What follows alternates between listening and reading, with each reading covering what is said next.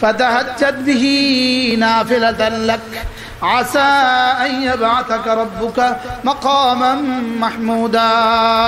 রব্বুল আলামিন বলেন, হাবিব আপনি তাহাজ্জুদ পড়ুন, হাবিব আপনি তাহাজ্জুদ পড়ুন, নাফিলাতান লাক, এটা না আপনাকে দেওয়া বোনাস, আপনাকে দেওয়া কি?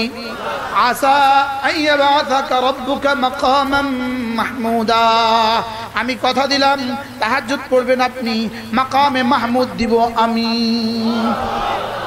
আপনার তাহাজ্জুদ পড়া আপনার কাজ, মাকামে মাহমুদ দেওয়া আমার কাজ। সুবহানাল্লাহ বলবেন না?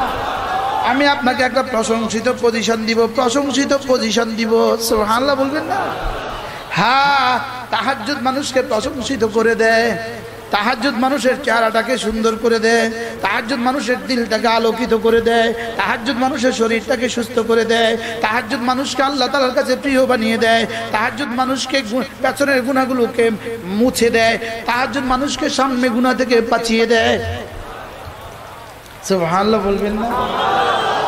তাহাজ্জুদ রিজিকের মধ্যে বরকত ঢেলে দেয়, তাহাজ্জুদ সন্তানগুলোকে জিন্দেগি সুন্দর করে দেন। আমার তাহাজ্জুদ আমার সন্তানদের জীবন সুন্দর করে দিবে। হ্যাঁ, আমার নানুপুর রহমতুল্লাহ বলতেন, দিনের বেলায় বান্দা বলে, আল্লাহ আমাকে এটা দেন, এটা দেন, এটা দেন। ভোর রাতে রব বলেন, ধরো এটা, ধরো এটা, ধরো এটা, ধরো। কি বলে? দিনের বেলায় কি বলে? আল্লাহ এটা দেন, এটা দেন, এটা দেন। আল্লাহ দিলেও পারে, না দিলেও পারে। ভোর রাতে যখন বান্দা উঠে, এটা দেন, এটা দেন।